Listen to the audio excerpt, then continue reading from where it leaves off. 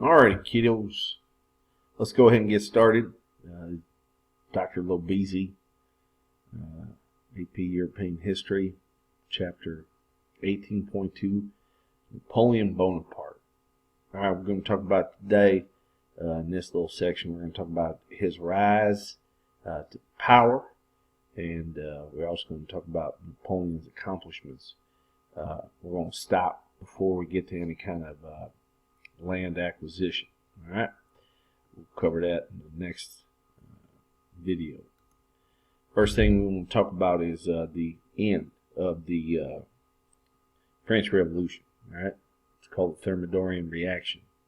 Now, if we take the work of this philosopher, 19th century philosopher by the name of George Hegel, he talks about events, world events, and how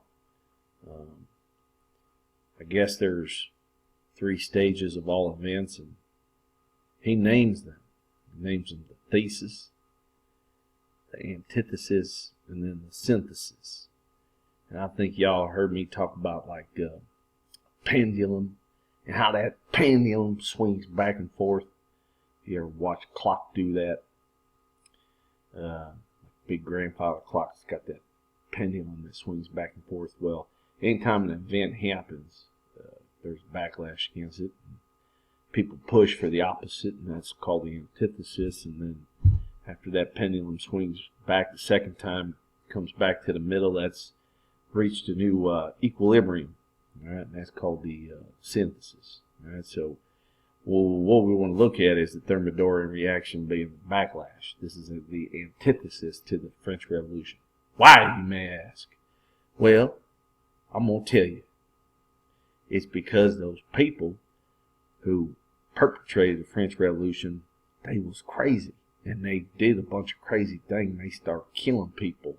And they started bringing about all kinds of radical changes that them Frenchies just weren't ready for. All right? What we know about history is any time for change or reform to be successful, in order for it to be successful, it's got to be slow. All right? So at any rate, Thermidorian reaction begins with the fall of Robespierre. All right? They shout him down in the National Convention, and he ends up getting guillotined. All right, at the July 1794, and that pretty much brings to an end the French Revolution, at least the violent phase, the radical phase, the reign of terror. But what we do see is what historians sometimes refer to as a white terror, and that is the people who rise to power kind of institute some payback, primarily against the leadership of the revolution, and these were those members of the bourgeoisie that were part of that club known as the Jacobins, specifically the Girondins. At any rate, the Thermidorian reaction finds a group of conservative Republicans in power. And I know what you're thinking. You're thinking like the American political party Republicans? No, that ain't right. Back then, simply, we haven't really touched on this because I don't feel like it yet. I'll teach you about what the word means a little bit more a little bit later, but simply put, a Republican is somebody who supports a republic, someone who supports expanding the franchise to a greater number of people. But still, it was very conservative in that the people in charge were large property owners. Okay, they were at the upper crust of the third estate, the upper crust of the bourgeoisie. And they're going to implement, reestablish many of the societal controls and factors that were in place actually prior to the beginning of the French Revolution. At any rate, what we see is a lot of mob action and a loss of control. And during the French Revolution, or during the Thermidorian reaction, they're still fighting the Prussians and the Austrians. And so they got all kinds of problems on their hands. But this new government is going to prove to be ineffective. All right. What we see, though, as I said, is this being the antithesis.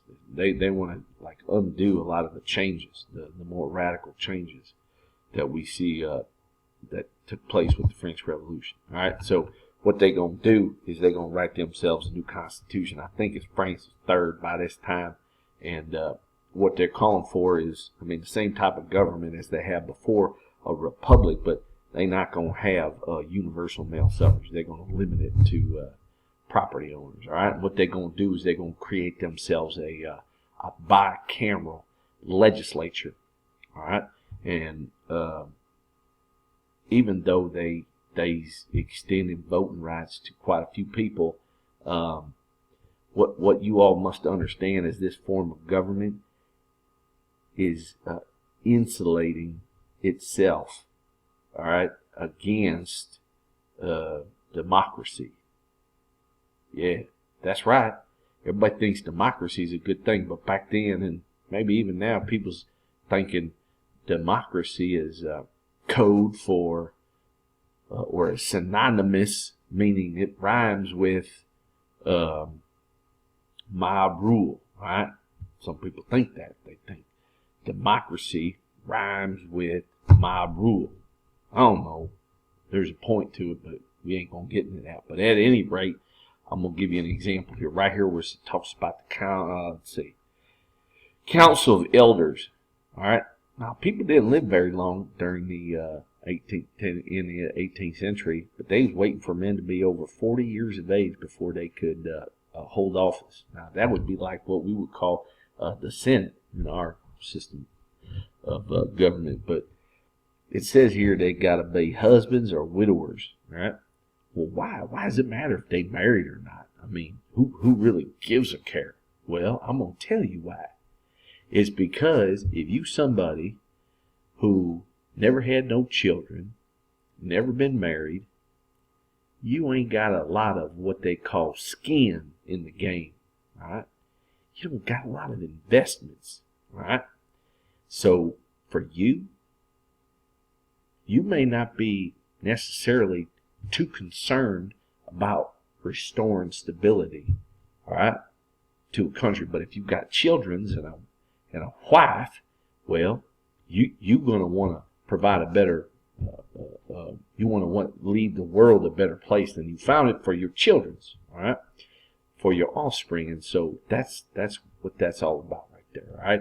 They're looking for people who are wise, who aren't rash, and are going to be thinkers, all right. They're not going to rush to decisions. And again, these people are going to be stable, all right, and they're going to have incentive, all right, to create a stable government. But anyway, they did have an executive branch, and the executive branch known as the Directory.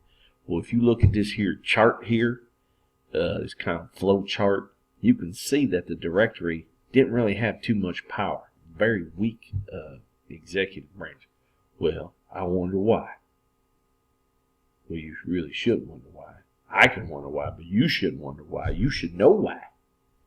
You got to think, well, first off, why they got 5? What's wrong with 1? Well, I'll tell you what's wrong with 1. I'll give you 2 reasons. Louis XVI and Maximilian Robespierre. That's right. Louis XVI, Maximilian Robespierre. That's 3 reasons why that having 1 executive is a bad decision. You want 5. You want any power they have, you don't want it to be coalesced into 1 person, because that 1 person might go a little cuckoo, all right, loco. And so what we want to do is diffuse power, all right. So you can see that as an antithesis yet again. but they purposely make this executive branch weak. What we going from this point forward, we're gonna refer to this government altogether, this new republic, as the Directory. All right, even though that's also the name of the executive branch. All right. One little thing they did down here that's pretty nice is they granted voting rights for anybody who fought for their country. All right, it's kind of a carrot, all right, a reward. All right, so right, like I already said, the regime is now known as the Directory. Anyway, I told you that it's insulated. I already talked about that. They feared mob rule. But this right here, this is a big mistake. All right, what they did was they reversed a lot of the governmental control that the Committee of Public Safety had over the economy. All right, because and I just want to show or give you an example that what they had done during the Reign of Terror or the Committee of Public Safety really wasn't that crazy of an idea. They had taken over, nationalized a lot of businesses inside the economy.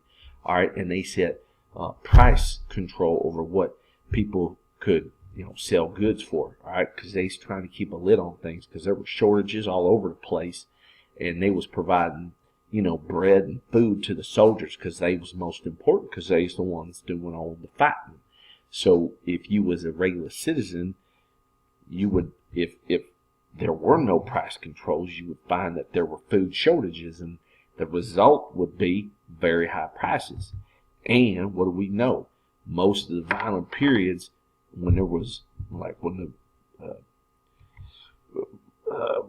revolting or whatever you want to call it kind of flared up, was kind of coincide with those bread prices spiking. So that was actually kind of smart. We see our government and a lot of European country government do this during World War I and World War II, okay, where the government takes increasing control over the economy, all right, because it's something they got this notion known as total war. When a country is 100% focused on winning that war and everything else is secondary. So they're singularly focused on winning that war.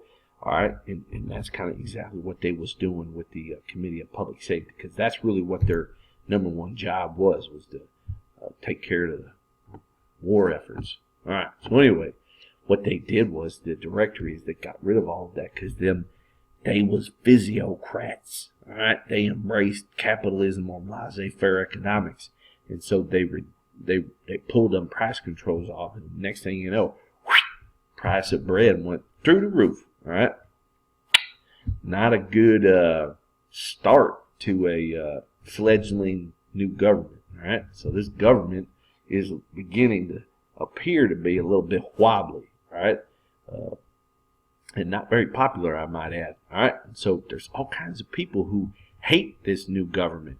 One, you got the royalists, and these are people who want to reestablish a monarchy of some sort. Okay.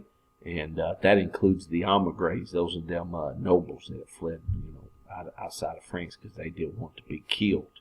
And the others are the radicals, them sans-culottes. They want their revolution back. All right, so you got all these forces fighting against this new government, and people are starting to kind of back away from it. All right, so the man who saves the directory is the same man who's ultimately going to kill it, and that's old handsome right above me right there, Napoleon Bonaparte. All right, he puts down the mob. We'll talk about that in just a second. All right, so he turns the so what you have is over a period of time between 1794 and 1795, when he fired into the crowds to disperse this mob, several times angry Parisians broke into the meeting halls of the directory and demanded bread and this, that, and the other thing. And at one time there was some violence that took place, and they killed one of them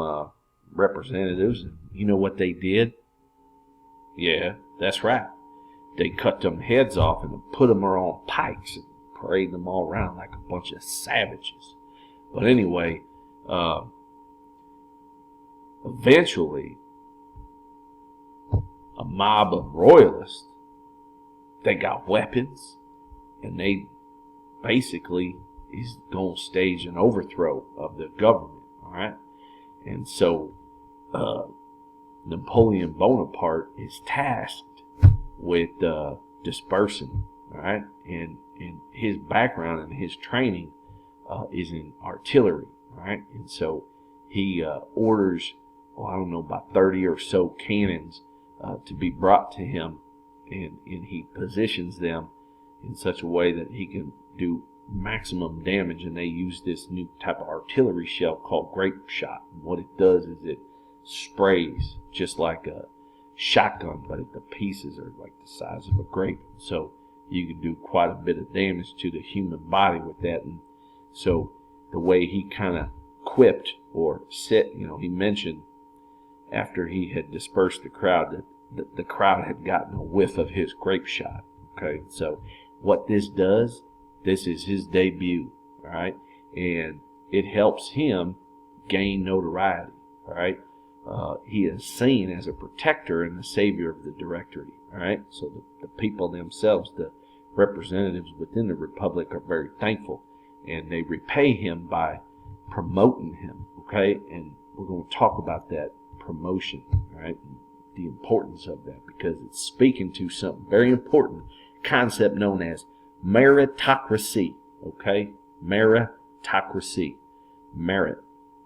And that's important because one of the big things of the French Revolution was this slogan called égalité, all right?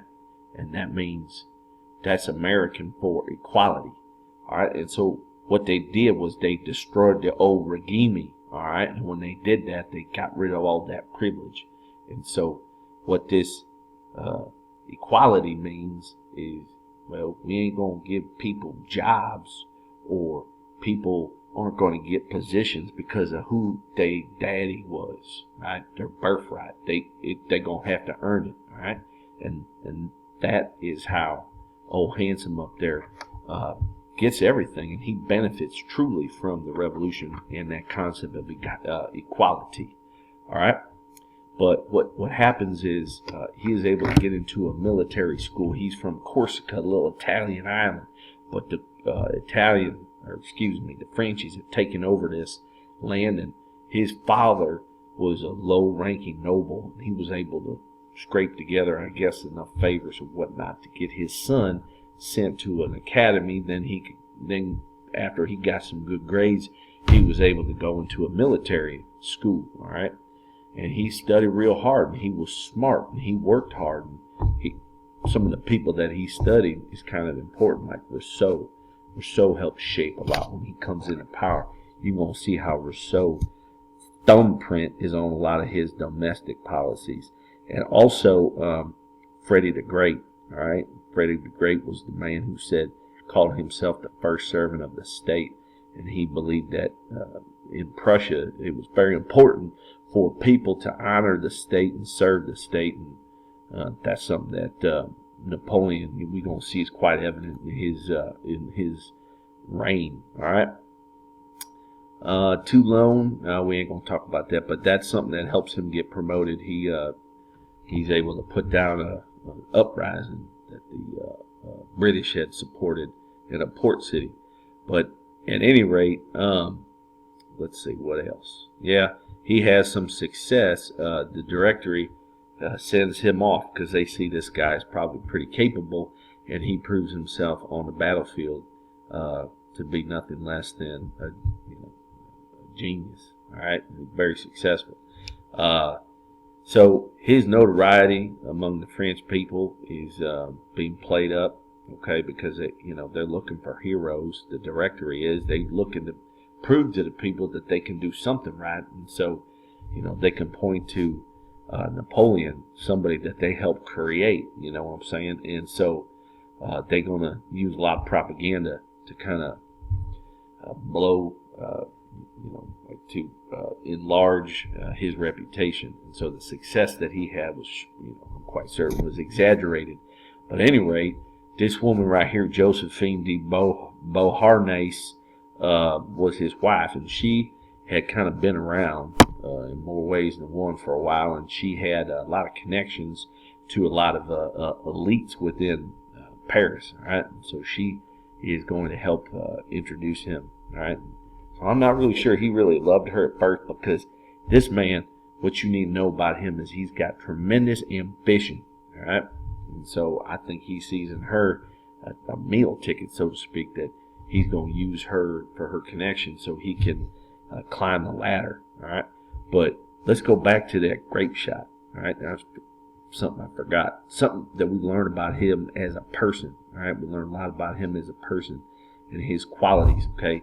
Because he was told to put the mob down, but he fired grape shot, and that was pretty decisive actions, and that was a telltale sign of a good leader, somebody who can make decisive make decisions quickly, and not think too much of it. And that's something that Napoleon certainly had. But there's also a bad side of that, because he was somebody that didn't have a whole lot of sympathy for human life. And that's going to be a big problem down the line, but not for today. All right, that's next video. Okay, his disregard for human life doesn't mean that he's like a savage or nothing, but he's really careless with his men, and it's a little ironic too, because of how beloved he was. I think if they knew how little regard he had for his son, he paid lip service to it, but when it came down to demonstrating it, I think he fell short. All right. So he has some success, all right, on the battlefield. We're going to talk about this in the next video as well. But one of the ways, or one of the reasons why he has success is, first off, is the military's huge. All right. So they had something during the French Revolution by the Committee of Public Safety called the Levée en Masse, which was a universal conscription. Like, they enlarged the size of the military up to about 2 million. Nobody had a military that large. And so they was able to beat a lot of their enemies just because they had such vastly superior numbers. All right, so he had that advantage, but he gained the confidence and really the admiration and love of his men. And it's because of how he treated his soldiers. All right, he was really good to the enlisted men. Right, just the regular soldiers, the non-officers, non-commissioned officers. He was good to them, and he fought alongside them, and so that they saw him as a great example. All right, he was brave. He wasn't in the rear with the gear, which is a problem that you see. We'll see that during World War I. That was a major problem, because the Western Front was a bloodbath, and it didn't need to be, because of all the officers not paying attention because they're in the back. All right. So he was real good, but the other thing is he really drove his officers really hard, and he got rid of, because a lot of these officers were, had been given these positions because of their birthright. So he got rid of a lot of them incompetent people. He had a knack for identifying talent and promoting those people. All right, once he has power, but.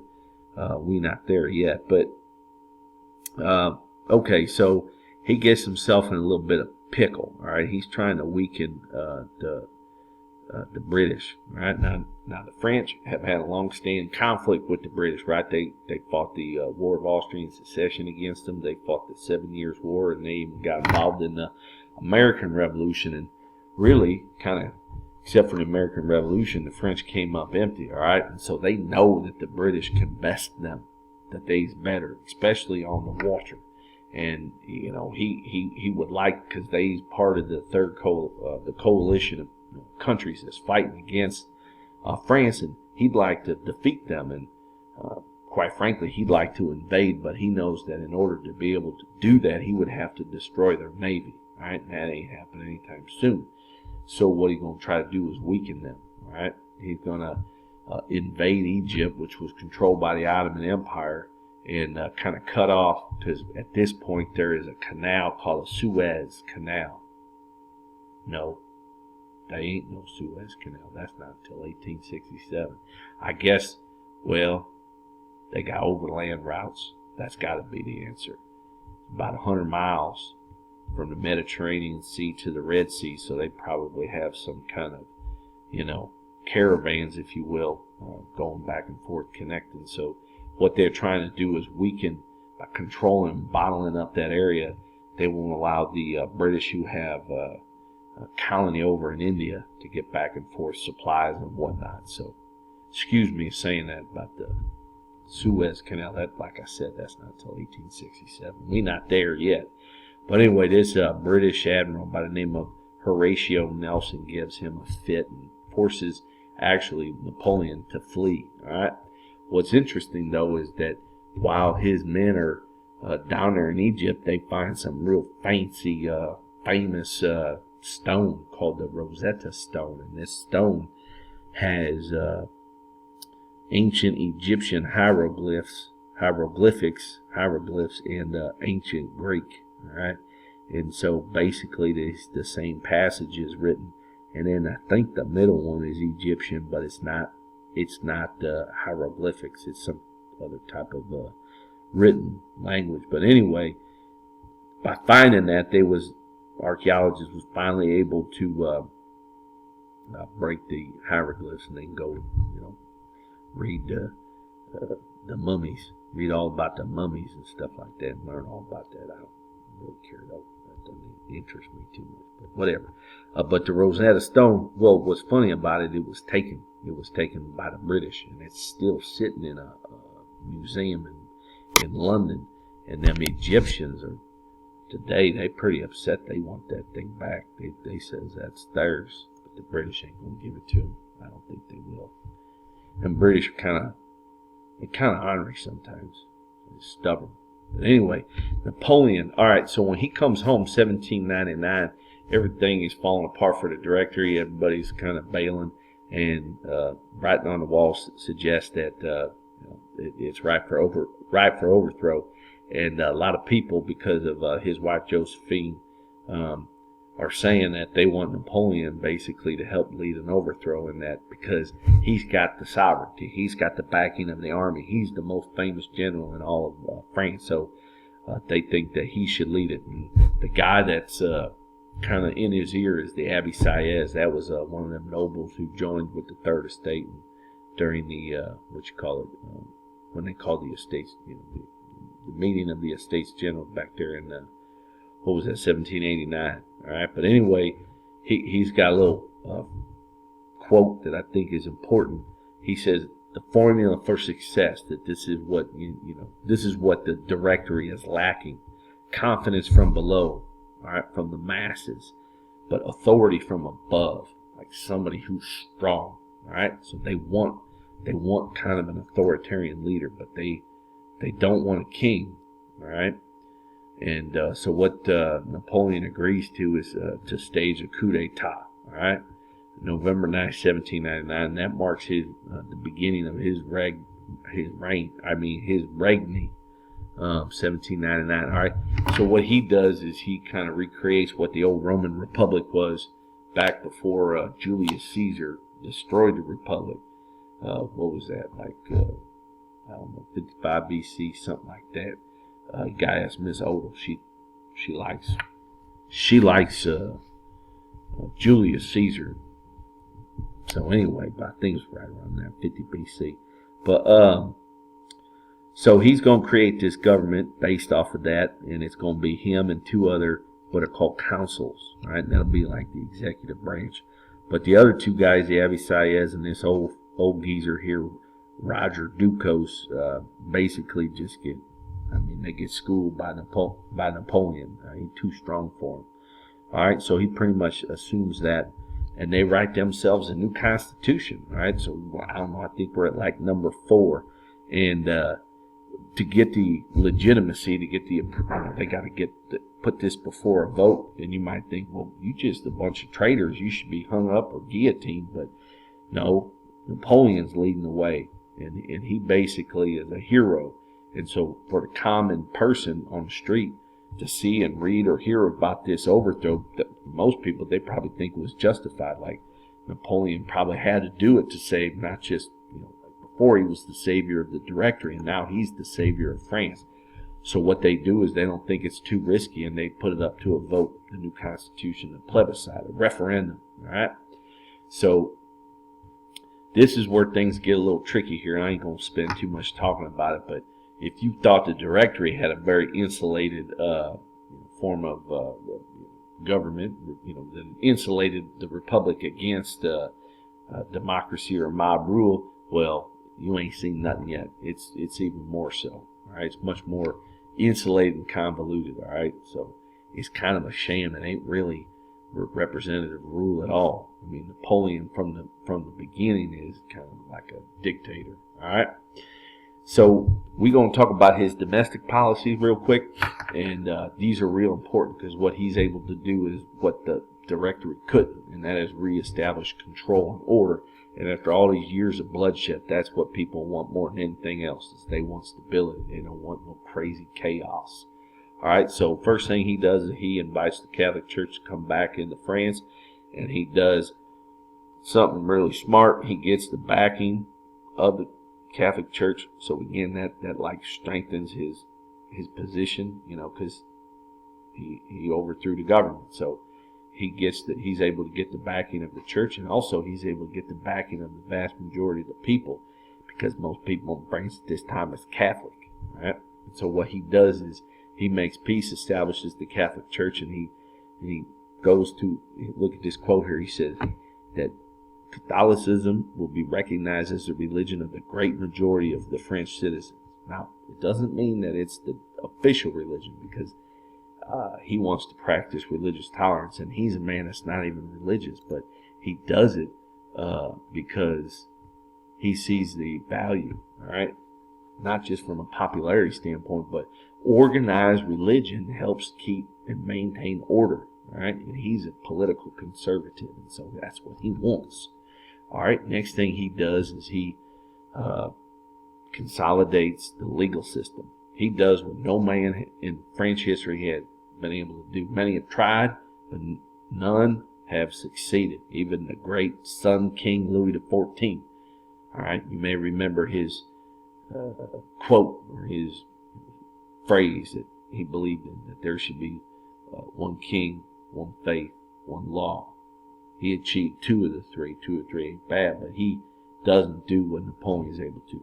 So what Napoleon is able to do is take all those 300 plus provinces and all their legal codes and meld them into one. Codify. One code. All right, so what's that mean? That means he's got control over that whole country. All right, so we talked about absolute rulers before and how they have total control. No, they don't. He does for the first time ever. All right, there's all kinds of law books. Okay, in fact, economically too, everybody's on the same page too. Gets rid of all them internal tariffs, and so this is probably his most important, significant domestic reform. All right. Okay, so basically what this means, all right, every man is equal before the law. So that's good. That's a revolutionary. That's an Enlightenment ideal. All right. And when he gets into land acquisition, he's going to take this concept of Napoleonic Code of equality with him, and he's going to export it to all these other countries that have, systems like that of the old regime. All right. So everybody's going to be equal. All right. And the other thing, though, that really isn't, he protects property rights. Okay. And there was a lot of property that was changing hand during the revolution, and he's like, look, fine if it's yours now, but we can't be all loosey-goosey with property, all right? That's a natural right, right? So he's kind of old school with that concept, protecting people's property, all right? Because that's part of what the revolution was about, was people trying to grab property and take what wasn't theirs legally, but what they felt they were entitled to. All right, anyway, good Lord. What else? Oh, right here. So we got religious toleration, get rid of serfdom. Yep, a lot of good stuff here. But this patriarchal system is what he creates. All right, patriarchal means daddy. Daddy's in charge. All right, and it ain't good for the women, but it ain't totally terrible. It's just very traditional. All right, so what he says is he thinks that part of the French Revolution, they kind of destroyed the concept of the family. And to bring stability back to France, they need to. That's like the bedrock and the foundation of their society is the family, the mama and the daddy being married and raising their babies. All right, so basically what he's going to do is he's going to implement Rousseau's ideas that he put forth in that book, Emile. And so he's going to call for women to take care of the domestic sphere and stay out of the business of the man. All right? And so she has to be obedient to her husband. Now, legally, a woman does not have the same standing as that of a man. She's kind of a second-class citizen. She's considered legally to be that like a minor, a child, a dependent. And so she's got to rely on her daddy, okay? And then, like, when she gets married, it's going to be her husband, right? And a woman, she can't own no property. She can't sue nobody unless she got the consent of her husband. And also, she can't divorce her husband. I mean, she's going to have to prove real bad abuse or some kind of, like, you know, if he's having multiple affairs, she's going to have a lot of proof, because if it's her word against his, the court's going to believe him, all right, because she's not up to his standard. So it is a little bit of a stratified society for sure. Not equal, but again, women aren't going to get that equality until the 20th century. Definitely a long time coming. All right, what else? I think that's right. That's about it for that. I thought there was going to be something else I had to say. But anyway, moving on. All right, next thing he does is he fixes the economy. All right, it was a big old mess. Big old problem was they couldn't tax first and second estate. Okay, that's what caused the whole crisis, financial meltdown, etc.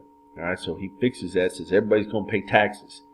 And he cleans house with the bureaucracies and said, I'm going to get me some good tax collectors, and these guys can't be corrupt. All right.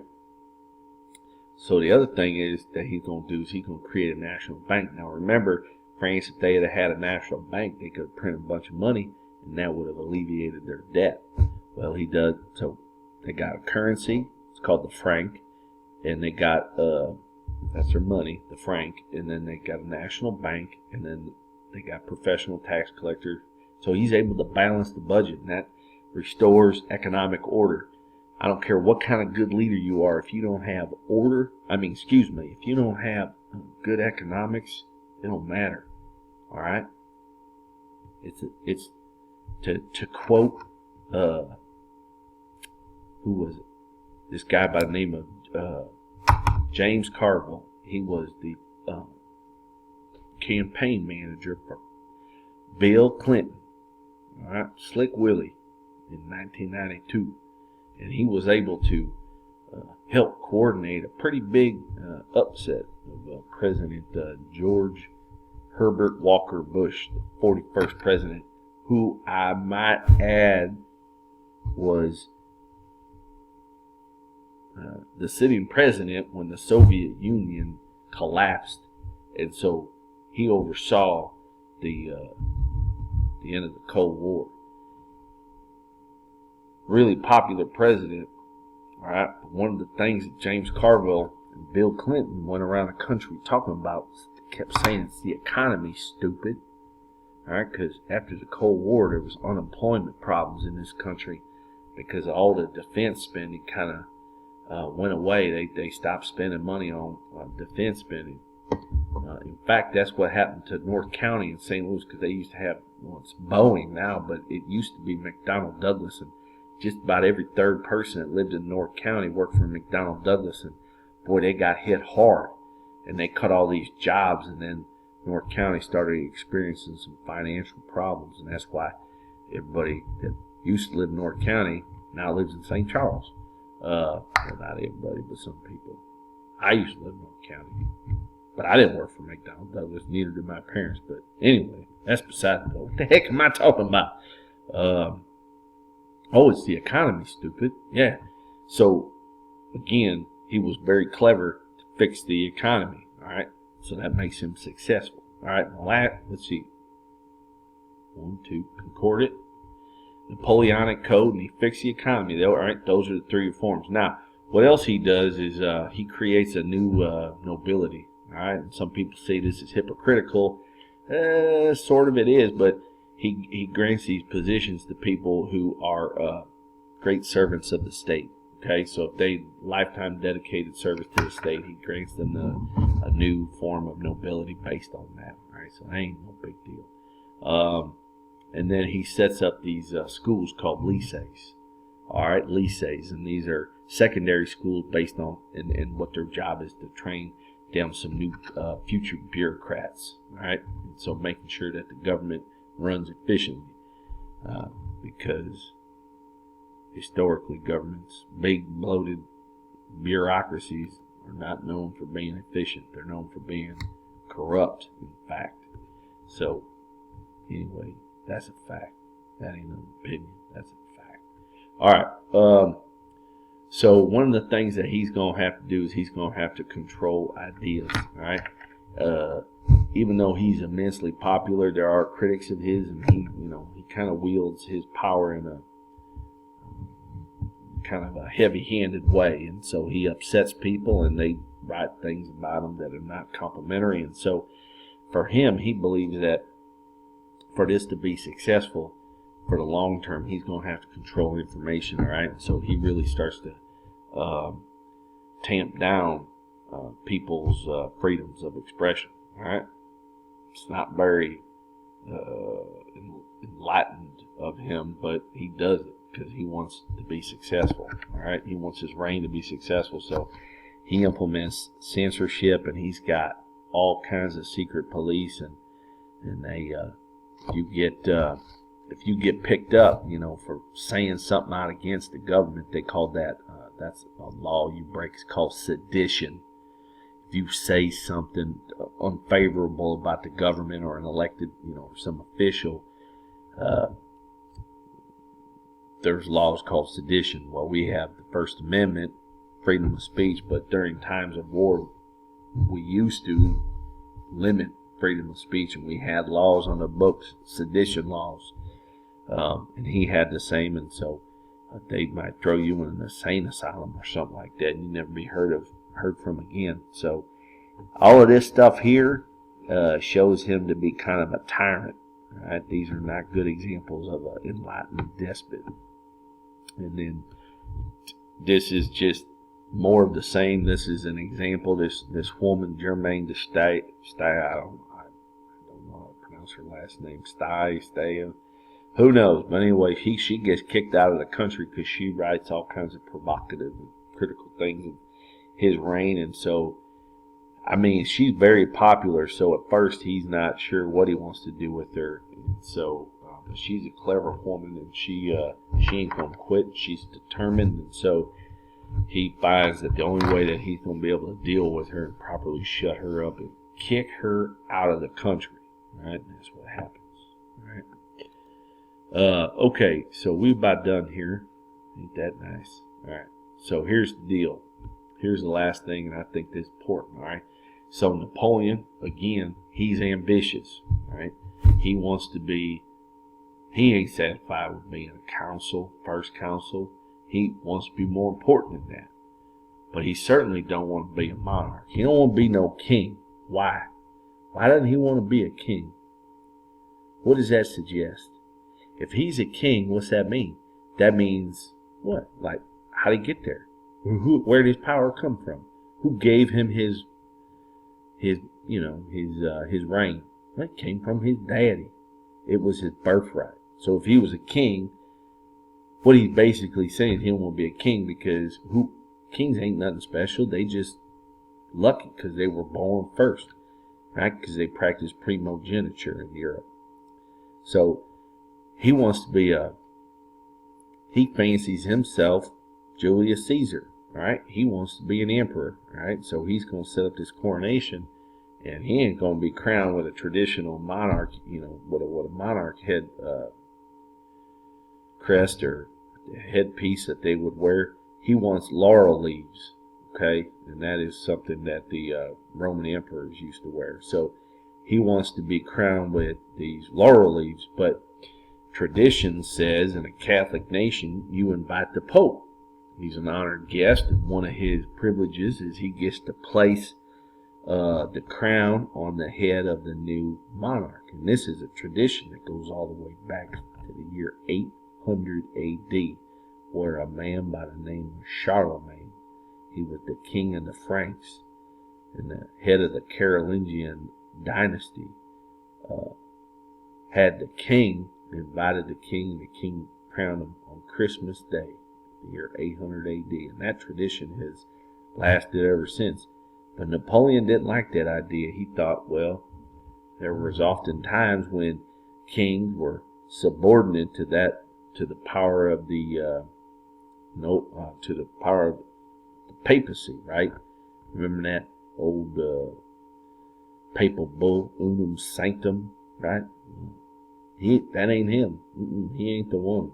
All right, he's got more power than that. And so what he does is he takes the crown from the king and he places it on his own head, and that means he ain't beneath the pope, right? And it also means he took it, right? Meritocracy, all right? He wanted something. He didn't wait for his daddy to give it to him. He went out there and he took it, all right? He's a doer, all right? I kind of like Napoleon. Probably not popular, but I like it because he's got a lot of different sides to him. He's got good and bad. You know, he's like J.R. Ewing on that old TV show Dallas. You ask your mamas. Well, your mama's probably too young, but ask your grandma. Go home and ask your grandma if she like J.R. Ewing. And she gonna get a smile on her face, and she gonna be, oh yeah, I did, but he was bad. And that's kind of like Napoleon. He does bad things, but at the same time, he's kind of charismatic, and heck, you can't help but like the guy. You know what I'm saying? So he like J.R. Ewing from the TV show Dallas. But anyway, what'd he do? Oh, December 2nd, 1804, he becomes a emperor. This here is his wife, Josephine. He get ready to place a crown on her head, but her days are numbered. She been cheating on him, so he's gonna divorce her. Plus, she ain't giving him a heir. Ain't that interesting that this man who believes not in birthright but in meritocracy is interested in securing an heir? That seems kind of hypocritical to me. Perhaps power corrupts, and perhaps absolutely power corrupts absolutely. Well, I don't know, but we soon find out. Oh, last thing, he got himself a plebiscite to approve of that. All right? And the people of France came through and they approved of his becoming an emperor. And what else he do? Oh, he built all kinds of fancy things to kind of glorify his reign. And this here is the, what's this called? What's this structure called right here? It's called the Arc de Triomphe.